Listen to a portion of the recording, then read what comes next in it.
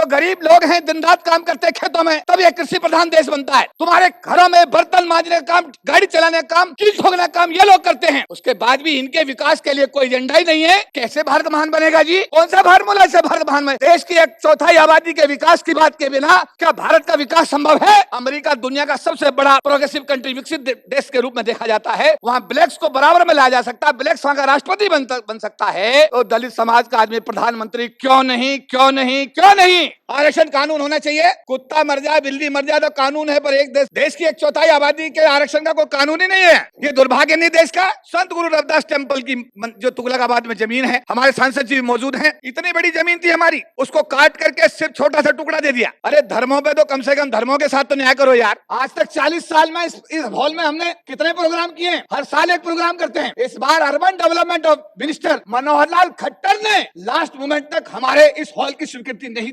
दी, जिसकी हम निंदा करते हैं। निंदा, यह हॉल मनोहर लाल खट्टर जी का नहीं है। अगर प्रधानमंत्री राष्ट्रपति का प्रोग्राम नहीं है, हॉल खाली है, तो भारत का कोई भी नागरिक यहाँ पर आकर अपना कार्यक्रम कर सकता है, नहीं कर सकता। सरकार आती जाती रहती है, सरकार को स्थायी नहीं रहती है।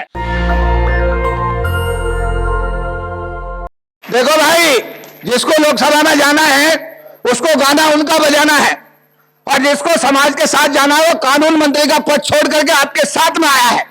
कौन है? डॉक्टर भीमराव अंबेडकर। रास्ते अलग अलग हैं दोनों, समझ लीजिएगा बात को आप।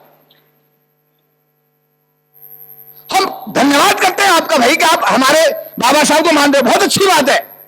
हम धन्यवाद कर रहे हैं आपको कि आपने संविधान में 3 संशोधन अटल बिहारी वाजपेयी सरकार ने किए और संविधान में रिजर्वेशन को बचाने का ऐतिहासिक काम करे। धन्यवाद, जोरदार ताली बजाइए तत्कालीन प्रधानमंत्री के लिए।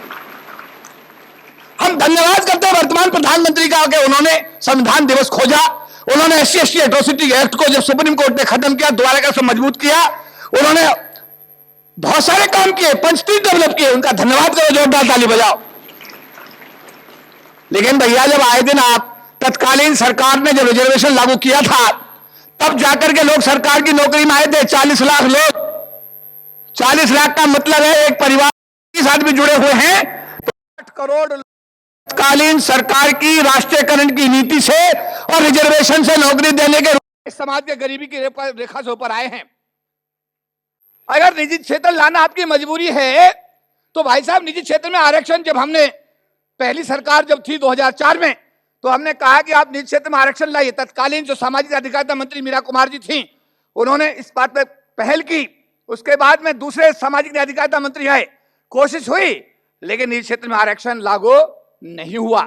आरक्षण कानून बनाने के लिए हम मनमोहन सिंह साहब तत्कालीन प्रधानमंत्री से मिले। उन्होंने कहा कि आपका रिजर्वेशन कैसे चल रहा है, how the reservation running. DOPT secretary ने कहा with the help of circular. क्यों कानून क्यों नहीं है? मैं धन्यवाद करता हूं उस प्रधानमंत्री का, उन्होंने तत्काल DOPT मिनिस्टर पृथ्वीराज को आदेश किया कि आरक्षण कानून बनना चाहिए, और आरक्षण कानून का ड्राफ्ट बना, राज्यसभा में पेश हुआ, राज्यसभा में पास भी हुआ। तो दुर्भाग्य देखिए आज तक वो लोकसभा के सामने नहीं आया। बात को समझ में आई? अरे बात को समझ में आई? अरे इतनी बड़ी आबादी है भाई, जो गरीब लोग हैं दिन रात काम करते हैं खेतों में, तब यह कृषि प्रधान देश बनता है। जब ये शहरों में सरिया उठाते, ईंट उठाते, तो इस देश का शहरी विकास होता है। तुम्हारे घरों में बर्तन मांजने का काम, गाड़ी चलाने का काम, कील ठोकने का काम ये लोग करते हैं। उसके बाद भी इनके विकास के लिए कोई एजेंडा ही नहीं है। कैसे भारत महान बनेगा जी? कौन सा फार्मूला से भारत महान बने? देश की 1/4 आबादी के विकास की बात के बिना क्या भारत का विकास संभव है? मेरा अनुरोध है, संविधान दिवस के मौके पर जो काम सरकार ने अच्छे किए हैं, हमारा समाज उनका कृतज्ञ धन्यवादी है। लेकिन देश अमेरिका में काले लोगों के लिए डाइवर्सिटी, प्रिंसिपल ऑफ डाइवर्सिटी लागू करके उन्हें राष्ट्रीय मूलधारा में लाया जा सकता है। अमेरिका दुनिया का सबसे बड़ा प्रोग्रेसिव कंट्री, विकसित देश के रूप में देखा जाता है। वहां ब्लैक्स को बराबर में लाया जा सकता है, ब्लैक्स वहां का राष्ट्रपति बन सकता है। तो दलित समाज का आदमी प्रधानमंत्री क्यों नहीं, क्यों नहीं, क्यों नहीं?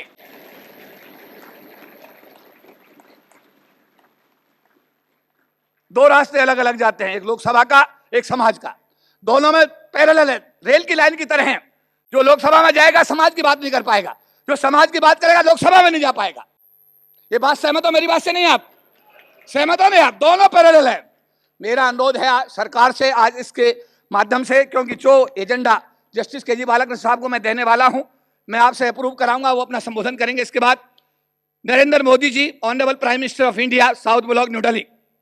Respected sir, memorandum on the problems of the scheduled caste, scheduled tribe community for redressal. All India Federation of SC/ST Organization is an apex body of all SC/ST employees, officers, social and religious organizations working in India. This federation is fighting for the cause of the SC/ST community since its formation, that is 1997. 40 lakhs employees and officers of the various department organizations are enrolled with the federation. The federation had organized a number of rallies, demonstrations, conventions, seminars, internet Dalit conferences, Samvidhan Yatra at Rajpath, New Delhi, to safeguard the interest of the SC/ST communities. The federation has raised the voice of the SC/ST community in United Nations Organization, New York, British Parliament, London, Canada Parliament, Ottawa, and various other world international forums. The federation has succeeded to save the reservation of SC/ST communities in government services by getting amending 3 amendments, 80, 82 and 85 in the Indian Constitution. At this occasion, federation submit the following problems of the SC/ST community for your attention and redressal. Number 1, अगर आपको ठीक लगे तो पास करिएगा हाथ उठाकर, क्योंकि ये रिपोर्ट भी पूरे वर्ल्ड में जाएगी अगर हाथ उठाएंगे आप. The atrocities upon the SC/ST community should be stopped and the culprits should be sent to jail as per the provisions of the amended SC/ST Atrocity Act 1989 and 2015. Pass. President of India should constitute a commission to review the implementation of all provisions of Indian Constitution in favor of the downtrodden, means SC/ST communities. Pass. For ensuring the overall welfare of each and every citizen of the country, especially SC/ST community, it is resolved that there should be only one education policy in India. Pass. One education policy. Pass. One education policy, one nation. Pass. By implementing the Pune Pact, the reservation should be provided in private sector. Pass. Judiciary. Pass. Defense services. Pass. And higher education. यानी reservation इन सब क्षेत्रों में लागू होना चाहिए. Union Judicial Commission at the pattern of Union Public Service Commission should be constituted at the earliest. Pass. Judicial Commission बनना चाहिए.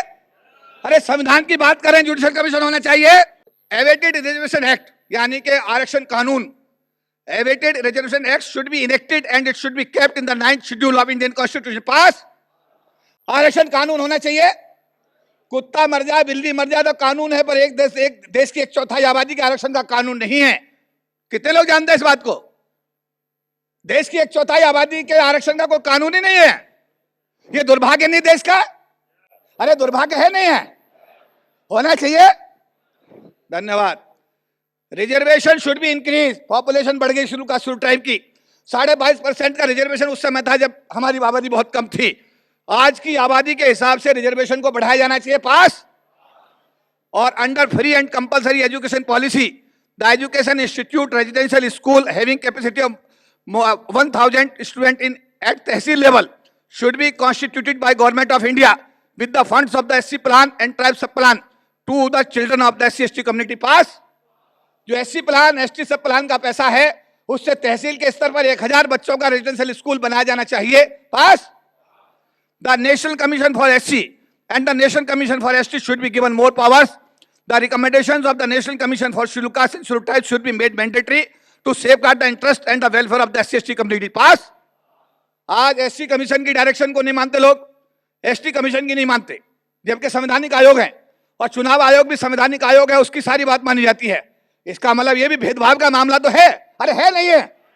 अरे है नहीं है? द प्रिंसिपल ऑफ डाइवर्सिटी, देश में जो भी रोजगार पैदा हो उसमें हमारी आबादी के अनुपात में हमें रोजगार मिलने चाहिए.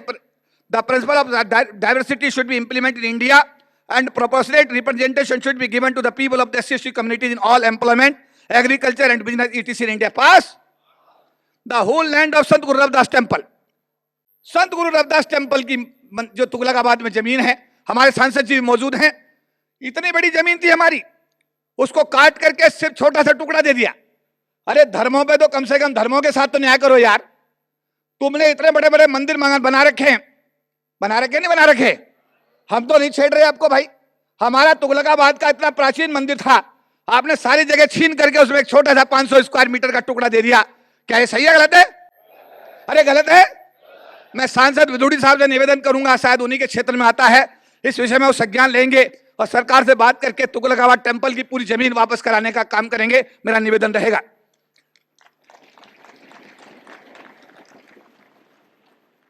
10 lakh backlog vacancy, 10 lakh backlog vacancy, 10 lakh backlog vacancy, shortfall की वैकेंसी पड़ी है। कोई स्पेशल रिक्रूटमेंट हो रहा है? हो रहा है? हो रहा है? अरे हो रहा है क्या? गलत है। तो ये शॉर्टफॉल और बैकलॉग की वैकेंसी तत्काल प्रभाव से स्पेशल रिक्रूटमेंट ड्राइव बना करके नहीं कि हमारे समाज के लोगों को दी जानी चाहिए पास। भाव को सुनिश्चित तरीके से स्थापित किया गया है। भारत एक हिंदू बाहुल्य देश है तथा जातिगत व्यवस्था हिंदू धर्म की कड़वी सच्चाई है। इसलिए भारत जातिवाद का एकमात्र निर्यातक देश है। दुनिया में अगर कोई भी जाति पहुंची है तो भारत को आप इसका उत्पादक के रूप में देख सकते हैं। भारत को जाति मुक्त किए बिना विश्व को जाति मुक्त किया जाना असंभव एवं अकाल्पनिक है। भारत का हिंदू सवर्ण समाज जो भी व्यक्ति दुनिया के जिस कोने में गया, भारत से जातिवाद को बोरों में भरकर लेकर गया और उसने अपनी पूरी क्षमता से जातिवाद को अंतर्राष्ट्रीय स्तर फैलाने का हर संभव प्रयास किया है। इस विरासत समस्या के समाधान हेतु विश्व के अनेक देशों जैसे ग्रेट ब्रिटेन और अमेरिका जैसे सियाटल स्टेट आदि में कानून बनाने की आवश्यकता महसूस की गई है। भारत जैसे लोकतांत्रिक देश में आर्थिक एवं सामाजिक असमानता अपनी चरम सीमा पर है और विधायिका, कार्यपालिका, न्यायपालिका इन तीनों के स्तंभों में घोर जातिवाद है।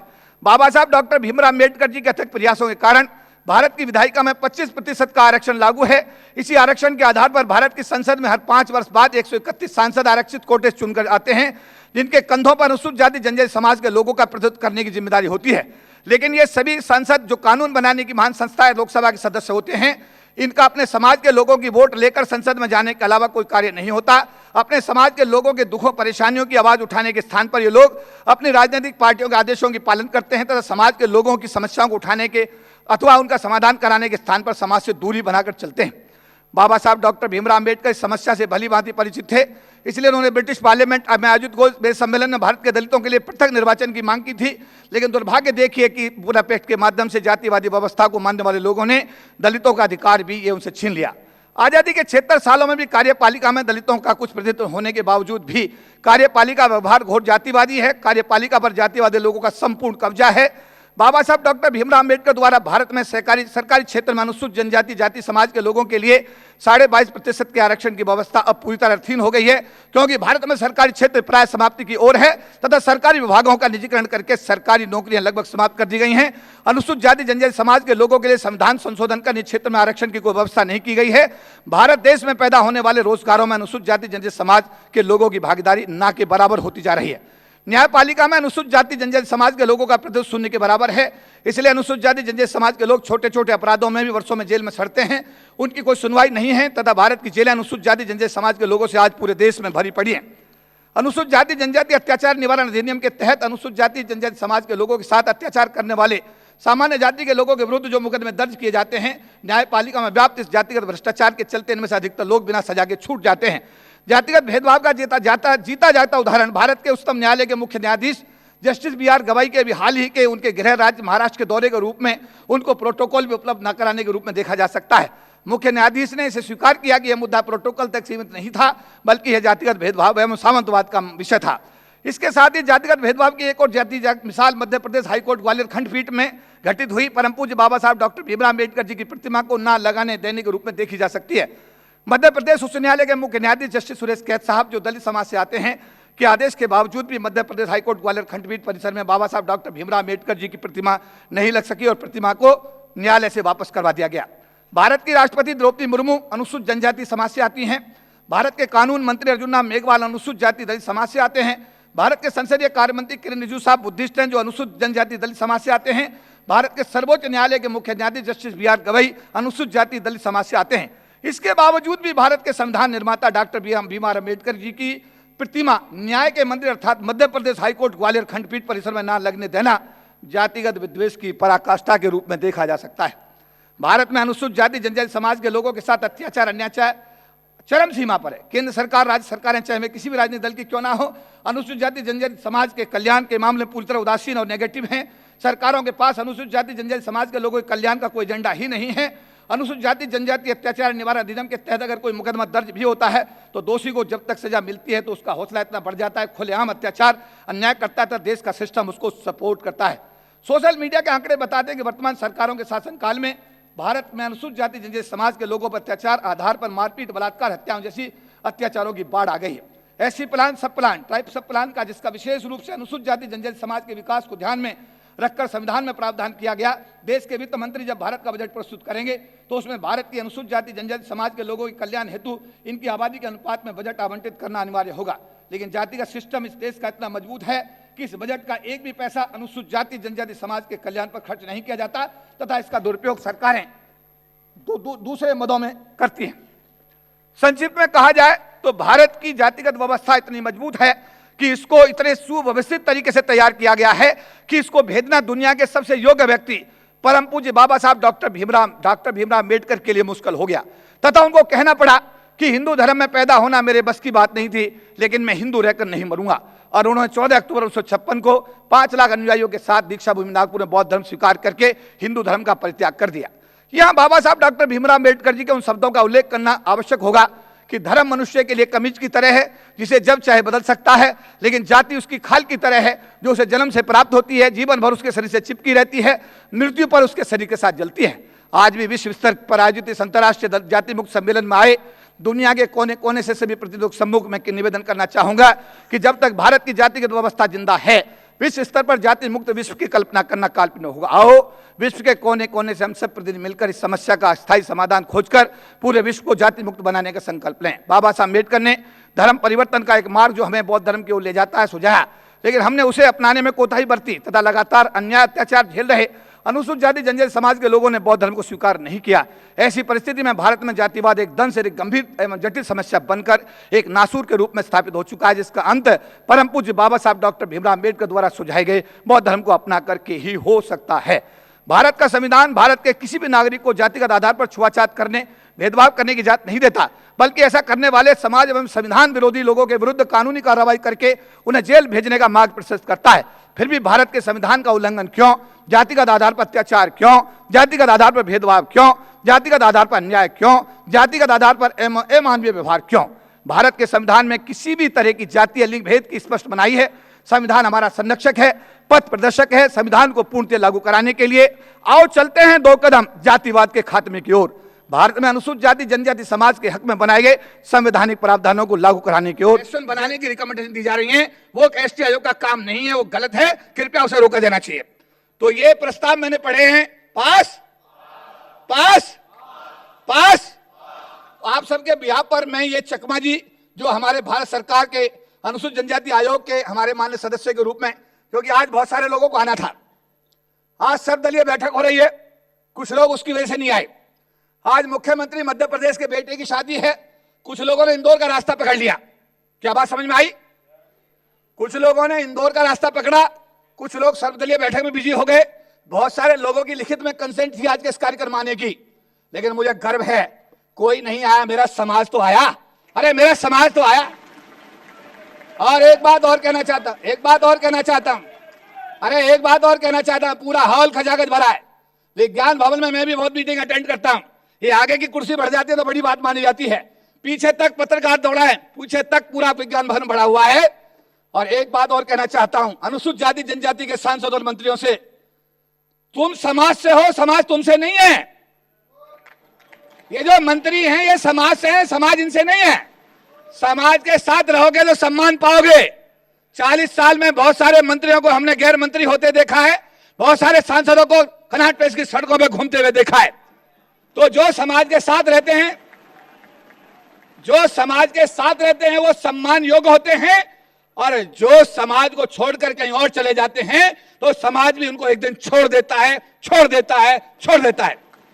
मैं धन्यवाद करूंगा इस संगठन का कार्यकर्ता होने के नाते, महासचिव होने के नाते मैं धन्यवाद करूंगा जो भी साथी आज आए हैं कार्यक्रम में, मैं उनका अभिनंदन करता हूं, उनका मैं आभार व्यक्त करता हूं। जस्टिस के जी बालाकृष्ण साहब जो 10 साल भारत के सुप्रीम कोर्ट में, करीब 7.5 साल के आसपास जस्टिस रहे सुप्रीम कोर्ट के, 3.5 साल चीफ जस्टिस रहे। इंडियन हिस्ट्री में इनसे बड़ा चीफ जस्टिस नहीं रहा।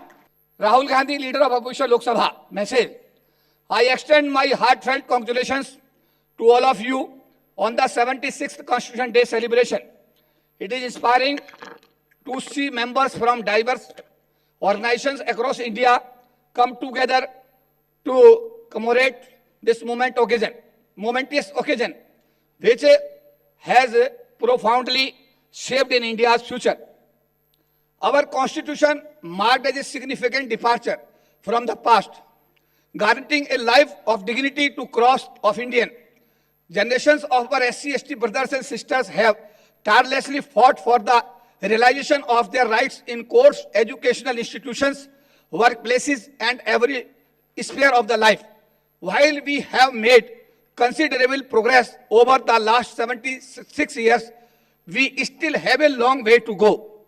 The growing threat to our Constitution and democratic institutions is a pressing concern. The values enshrined in the Constitution are under attack, and it is imperative for all progressive forces to unite in defense of the inclusive society evidenced by our founders. I commend the All India Federation of or SC/ST organizations for amplifying the voice of the SC/ST employees and striving to protect the spirit of the Constitution.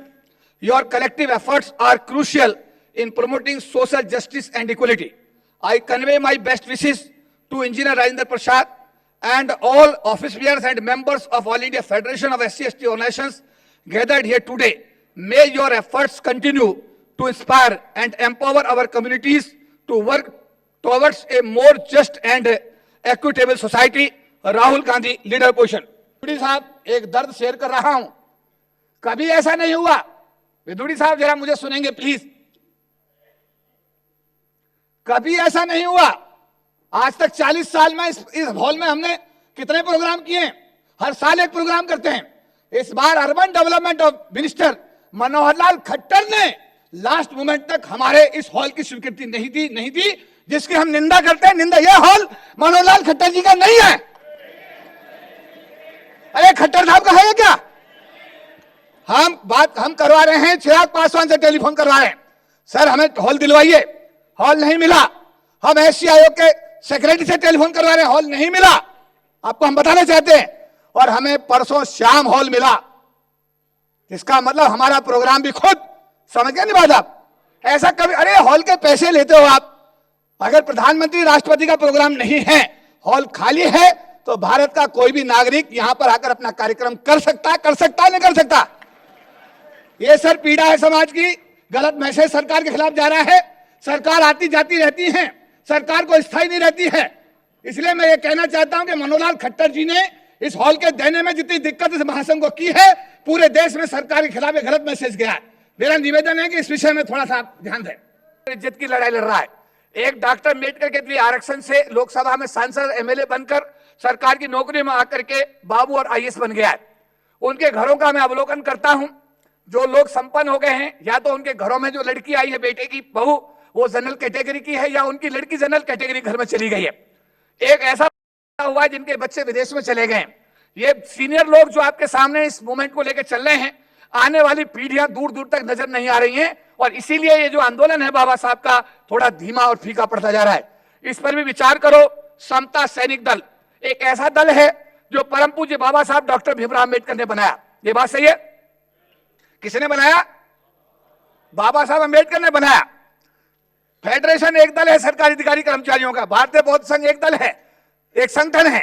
LIC एक संगठन है, CPWD एक संगठन है, railway एक संगठन है। लेकिन एक अपेक्स संगठन है बाबा साहब अम्बेडकर का। 1924 में जब बाबा साहब अम्बेडकर ने यह समता सैनिक दल बनाया, और इसको देख करके जब 1925 में कुछ लोगों ने RSS बनाया, क्या बनाया? राष्ट्रीय स्वयं सेवक संघ बनाया।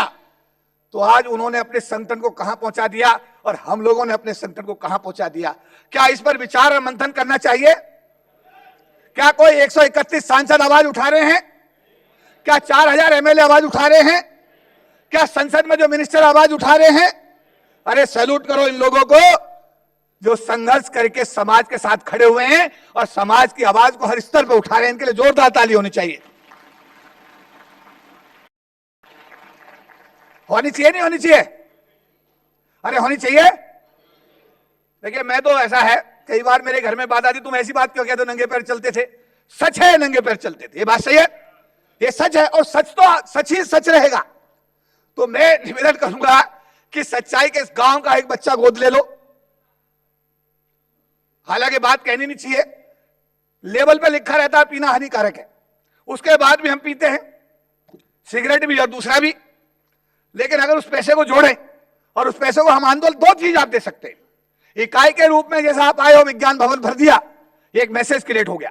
बड़े बड़े लोगों के सम्मान में हॉल नहीं भरे, ये विज्ञान भवन बड़े बड़े, इवन राष्ट्रपति के सम्मान में आयोजित कार्यक्रम भी हुए हैं ना, उनमें भी आधे हॉल यहां तक देखे, हमने देखे अपनी आंखों से। आपने हॉल भरा, इकाई के रूप में आप आए, आपको सैल्यूट, इसलिए आपके लिए जोरदार ताली होनी चाहिए।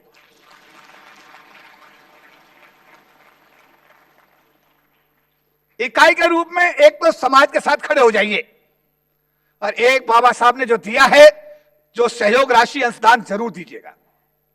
सवाल पूछते बहुत हैं, सवाल पूछने कम करो, प्यार करो, एक दूसरे के साथ सुख दुख में खड़े हो, एक दूसरे की बुराई बंद कर दो, एक दूसरे के साथ षड्यंत्र करना बंद करो। भारत सरकार के आंकड़े बताते हैं, कोर्टों में जितने अनुसूचित जाति जनजाति के लोगों को सजा हुई है, उनमें गवाही देने वाले उनके खिलाफ अनुसूचित जाति जनजाति समाज के लोग ही हैं। जितने सरकारी विभागों में लोग सस्पेंड और टर्मिनेट हुए हैं, उनके खिलाफ गवाही देने वाले उन्हीं के साथी अनुसूचित जाति जनजाति समाज के हैं। ये बात सही गलत है? ऐसा क्यों भाई? अगर डॉक्टर अम्बेडकर अमेरिका में जब पढ़ रहे थे, अगर वो वहीं उसी यूनिवर्सिटी में प्रोफेसर बन गए होते और इंडिया ना आते, हमारे लिए काम ना करते, तो आज हम विज्ञान भवन में होते क्या? अरे होते क्या? अगर उन्होंने सब कुछ छोड़ा, उनके घर का कोई आईएएस बना, आईपीएस बना, सांसद बना, मिनिस्टर बना? उन्होंने कितने सांसद बनाए, कितने एमपी बनाए, कितने मिनिस्टर बनाए, कितने आईपीएस बनाए? इससे कुछ सीख लेनी चाहिए। गांव के एक बच्चे को गोद ले लो जी, आज का एक प्रस्ताव, एक लाइन का, गांव के एक गरीब बच्चे को गोद ले लो जी, उसकी फीस देना दी। ये प्रस्ताव पास करते हो कि हाथ उठा के बताओ? गांव के एक बच्चे को गोद ले लो, गरीब बच्चे को, और उसकी फीस दो, और उसे पढ़ा करके यहां तक लो। ये आज के इस संविधान दिवस का एक संकल्प होना चाहिए। ये बात सहमत हो? जोरदार ताली बजाओ इस बात के लिए। पास। सरकार की सोच कथनी और करनी में अंतर दर्शाती है। पास। क्या जरूरत थी सरकार को doctor Ambedkar school of excellence का नाम चेंज करके? क्या इतना बड़ा नाराजगी समाज की झेल पाएगी सरकार? अरे झेल पाएगी क्या? ये नाम आज प्रस्ताव पास किया जाता है कि doctor Ambedkar school of excellence का नाम CM Shri school of excellence से बदल करके तुरंत बाबा साहब के नाम पर वापस किया जाए। पास। हाथ उठा के बताओ, इतनी तो ताकत है। पास। ये सरकार का कदम गलत है, गलत है। देखो, गलत को गलत कहोगे तभी सरवाइव करोगे, गलत को गलत कहोगे, और ये लोकसभा के एमपी और मिनिस्टर बनने के चक्कर में कुछ नहीं होने वाला। हमारे साथ में हमारा एक साथी था बैंक में, 2004 में वो यूपीए सरकार में रेल राज्य मंत्री बना, राठवा। जब हम बैठे उसके साथ में, क्योंकि हम तो, हमारा साथी था, गुजरात का काम देखता था, तो जब बातचीत कर रहे थे रेल मंत्री के दफ्तर में, मतलब रेल राज्य मंत्री थे वो, तो हमने कहा भाई राठवा जी अब तो आप मंत्री बन गए। तो उन्होंने हंस के कहा, चौधरी साहब मैं तो मंत्री हूं, आप तो हमारे महामंत्री हैं, और आप, मैं मंत्री कल रहूंगा नहीं रहूंगा, पर हमारे महामंत्री आप रहेंगे, और आप तो हमसे बड़े थे और बड़े रहेंगे। मुझे गर्व है इस बात का कि राठवा साहब तो अगली बार चुनाव हार गए, पर बाबा साहब ने आशीर्वाद देके मुझे आज तक ये महामंत्री की जिम्मेदारी आज भी दे रखी है। और राठवा साहब, आप भी कभी काम होता है तो बाकी मैं कहना नहीं चाहता, आप समझ गए होंगे। नेशनल दस्तक की आपसे गुजारिश है कि अगर इसको बचाना चाहते हैं तो नेशनल दस्तक को सब्सक्राइब करने के लिए रेड कलर के सब्सक्राइब बटन को दबाएं, फिर बेल आइकन की घंटी दबाएं। नेशनल दस्तक को बचाने के लिए बहुत जरूरी है कि हर खबर को शेयर करें, लाइक करें, कमेंट जरूर करें।